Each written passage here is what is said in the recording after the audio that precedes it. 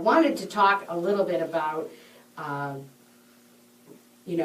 personal meaning and enlightenment. I've been listening to things on enlightenment, like YouTube and all these things, but I want to tell you a little story. Back in 2014, I was up in Maine on a beach vacation, and it was right before, I was in the midst of my divorce. It was right before my divorce was final. And I rented a cottage, and it was a cottage just a little bit, just a little bit away from the beach, because one of my best friends from Boston has a house right on the beach, so we spent our days there, my son and I, and my mom would come up.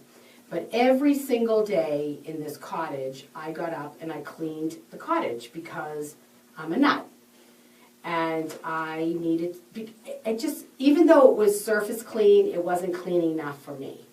So every day I got up, I cleaned the bathroom, I mopped the floor, and I vacuumed, made the beds, did a little laundry, and then I was free. I was mentally liberated to go to the beach, make my cooler up and go to the beach. But I couldn't do so before. I had to clean up. And I cleaned this house every day, the same thing. And this one day, and it was sort of in the middle of my vacation, so it wasn't like I hadn't cleaned the house before. I looked down on the floor, and there was a fortune from a fortune cookie there. And I never brought Chinese food into this house. And we always ate at my girlfriend's house. We had breakfast and lunch, breakfast at the house, and then we went over to my girlfriend's house, and we always had lunch on the beach and, dinner over there. I picked up the fortune, and it said, something you've always desired. You will soon attain something you've always desired. And the first thing out of my mouth was freedom. And I started to cry. And soon thereafter, my divorce became final. And all that battle was over. But I want to say something. It wasn't just being liberated from the marriage. It had a much deeper meaning for me. And that was part of it, because I was able to come out from under a rock or whatever, dark cloud, to be liberated in that sense and to grow the way I wasn't able to grow when I was in the marriage.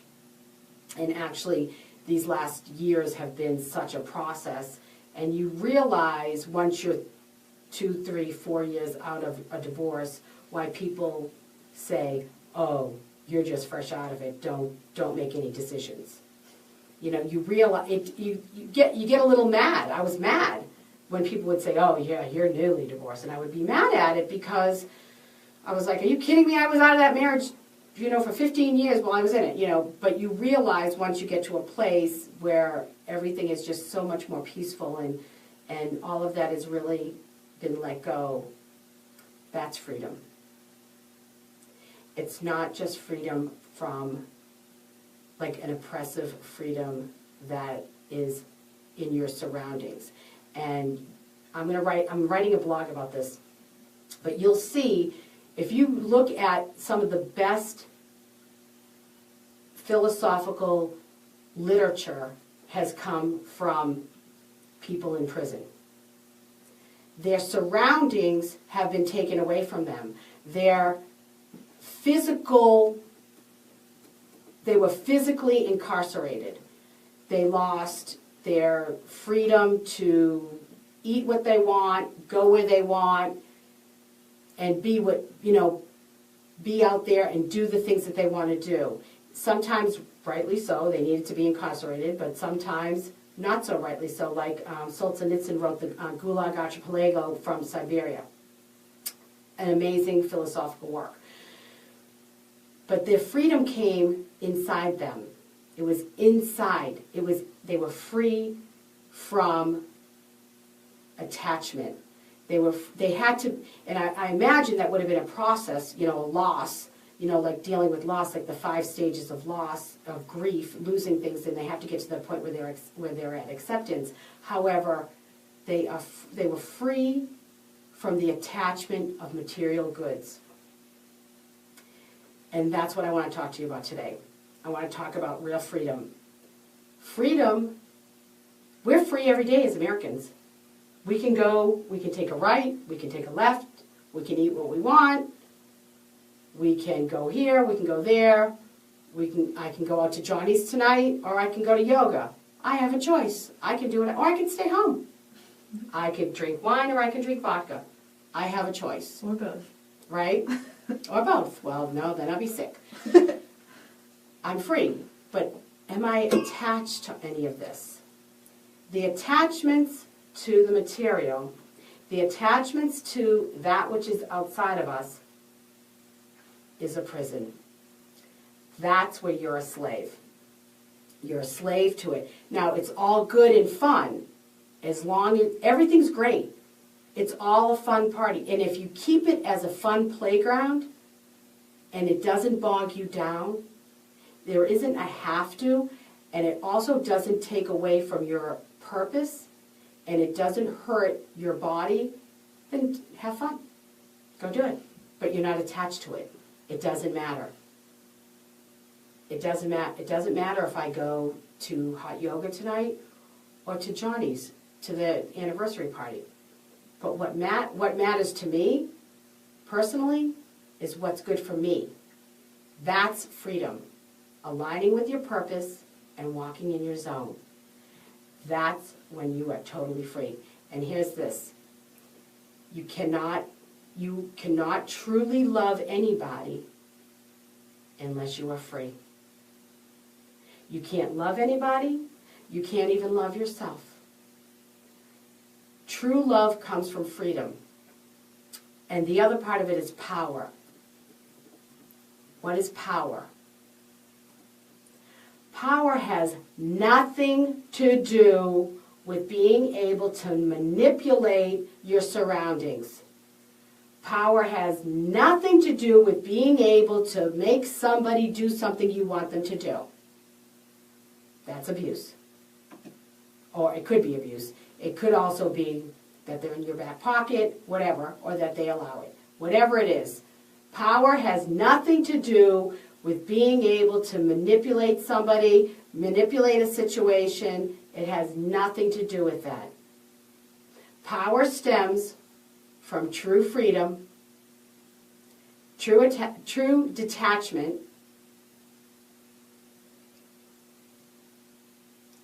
and it is the ability to walk in your purpose without hesitation and without fear. Even though you might be a little afraid, you can still go through it. You walk in your purpose. You sort of ignore the fear.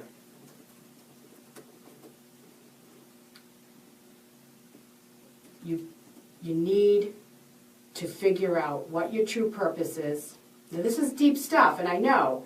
And you know what's so funny is because I was listening to TED Talks on enlightenment and the science behind it, and I'm thinking to myself, how am I going to bring this to my audience that not only they will understand, but they will even care?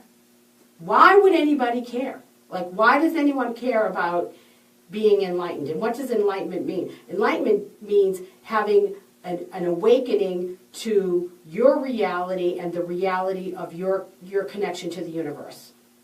That's what enlightenment is. It's just basically the curtain is raised. The drapes are drawn open and the sun comes in. That's enlightenment. Enlightenment is true. And why would anybody want to be enlightened? You know, it's funny because I've been searching for this for a long time. I've been thinking about enlightenment. I've been thinking about really being liberated from my own insecurities, my own doubt, my own fears, my own lack of esteem or lack of self-esteem and all of that.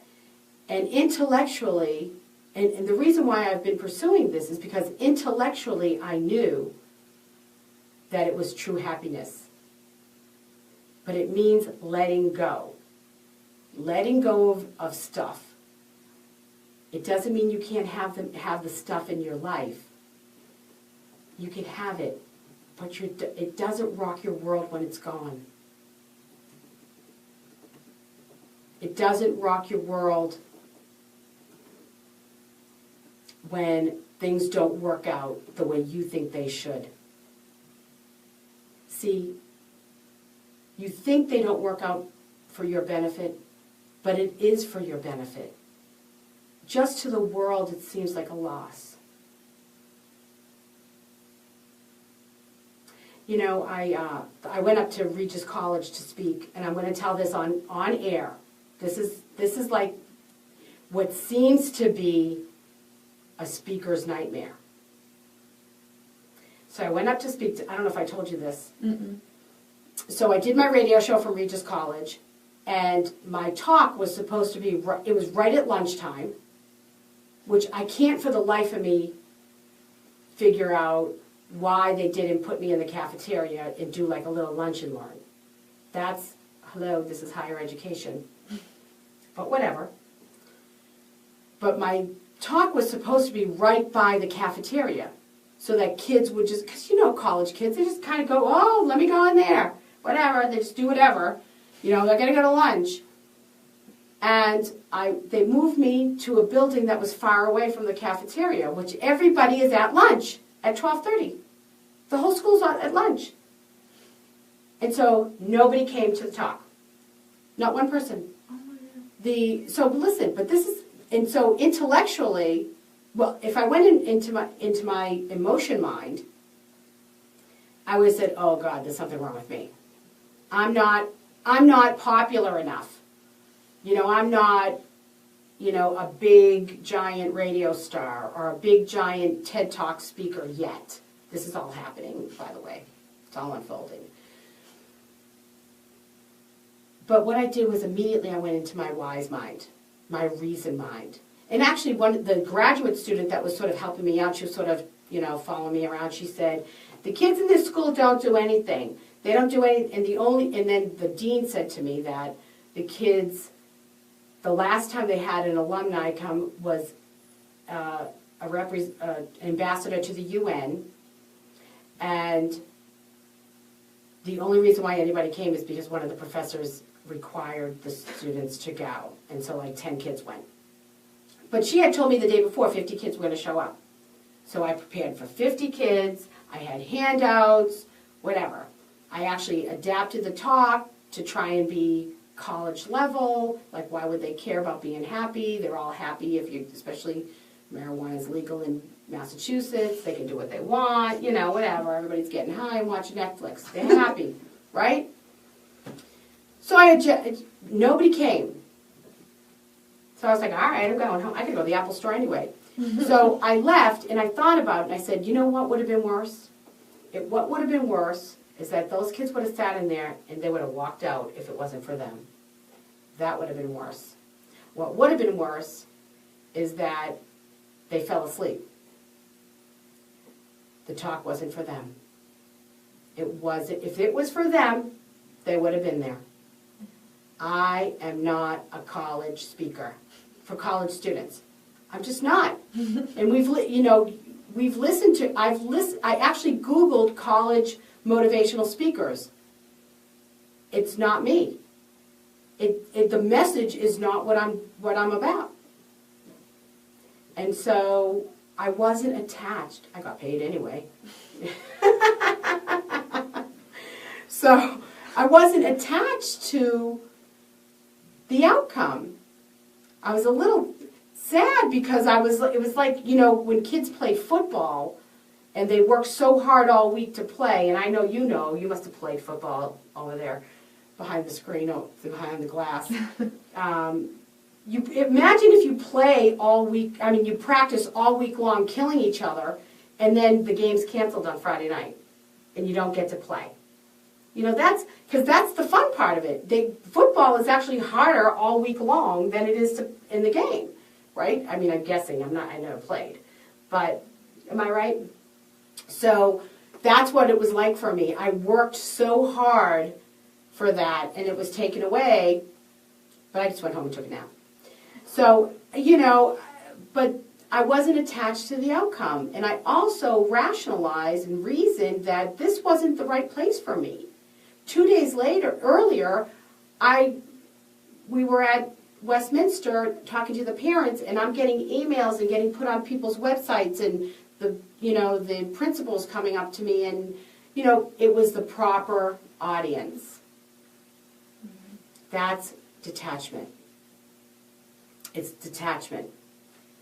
That's freedom. That could have rocked my world, especially as someone who's coming out, just sort of really, although I've been building my brand and doing speaking engagements all along, I'm just really now feel like I'm coming out of the gate. And this could have rocked my world. I could have, gone into a little depression over it because, that's what happens. Mm-hmm. You feel kind of bad about that stuff. But, I think that you have to be detached from all of the events that are around you. And if you want power, walk in your zone. Because really the only one you have power over is yourself.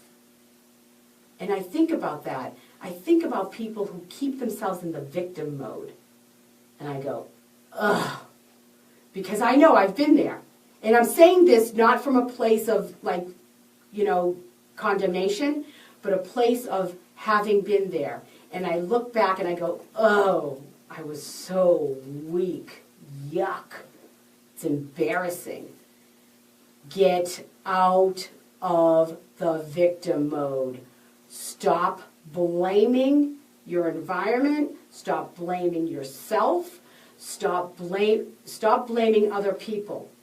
Just start forgiving and moving on, because if you're blaming, and if you're still in a place where you're mad and angry over something or someone, you're in the victim mode, and it's weak. Get a backbone. Put on your big girl panties and your big boy boxers and move on. It's keeping you down. It's an anchor. You got luggage. Let it go so you can fly. That's where you're in your power. Take your power back. Own it. Be who you are. Understand that there is a connection between you and the universe. You have a universal purpose here. Whatever that is. I don't care if you're a garbage collector. If that's your purpose, to keep my stuff, get rid of my stuff and keep it clean, that's a service. Talk about garbage. Today's garbage day at my house. It's my favorite day. Besides the fact that I come here, I love garbage day because I can't stand garbage. It's so disgusting. My son, I said, can you just take this bag downstairs? He goes, I won't say the word he said, but he said basically, it smells like poop. Garbage always, I go, that's right. That's why it's garbage. We're getting rid of it. Right? If you're a garbage man, or if you're, or even whatever you're doing, if you're walking in your zone and you're living in your purpose, if you're aligned to who you are, who cares what you're doing? If you're happy, you're happy. That's the only place where you are truly happy, is when you're liberated from the shackles of the extraneous. Liberate yourself. You know what? And I wrote a blog a couple of weeks ago, This Girl's on Fire, and I talked about how do you get to that place where you're feeling groovy? How do you get to that place where every day you get up? Because there was a time where I didn't want to get out of bed. I can cry about it. There was a time when I didn't want to face the next day. There was a time when the pain was so bad inside of me that I said, death has got to be better than this. So how do you move from that place or somewhere even further along where, yeah, you might be content, or it might be complacent, not content. Content is actually a better place to be, but where you're complacent and everything just seems to be okay and it's just copacetic, just there. It's just par. How do you get from either being in the doldrums and in the gutter or being at par, just, it's all right, my life's all right, to waking up every day and feeling amazing? That, oh my gosh, this is an amazing life. That you're tiptoeing through the tulips, you're finding fun and feeling groovy. How do you get there? You have to desire it. You have to want it. You have to say, this is not enough for me. I want more. Not more stuff, not more money, because I get, you know what? I think that'll all come. I think it all comes. When you're doing what you love, the money will follow. It will come. You have to want it. You have to desire it. You have to pursue true contentment, peace, and joy. Pursue it. And then you have to persevere. So what does that mean? Persevere means as you're pursuing, you'll come up with trials and tribulations that will come into your world where you basically have to do the weeding. And if you don't do the weeding, the universe will. People will walk away from you because you're too positive. People are afraid of the light. Misery loves company. People will walk away from you. People will even say, oh, I knew you back then. Who do you think you are? You'll start to attract positive things, but as you're going through, you're actually having to weed out. You're going to have to change your thinking, and you have to persevere through that. And once you work through that perseverance, then you can get to that place where you can breathe, where you can laugh from your toes and it's real, where you just are you're grateful. Everyone says, oh, be grateful. You have to be grateful. Well, there was a time in my life where I couldn't be grateful. I mean, I was grateful that nobody was sick and dying, but I was so unhappy that I didn't have the energy. I was putting so much energy into all that I didn't have the energy to be grateful. Even though inside I was happy that I had food on the table and I had clothes on my back and all that stuff. And I was. And I know you all know what I'm talking about. But when you go do the DPP method, desire, pursue, and persevere, you will wake up every day and go, oh my gosh, this is an amazing life. All right, kids, we're going to take a quick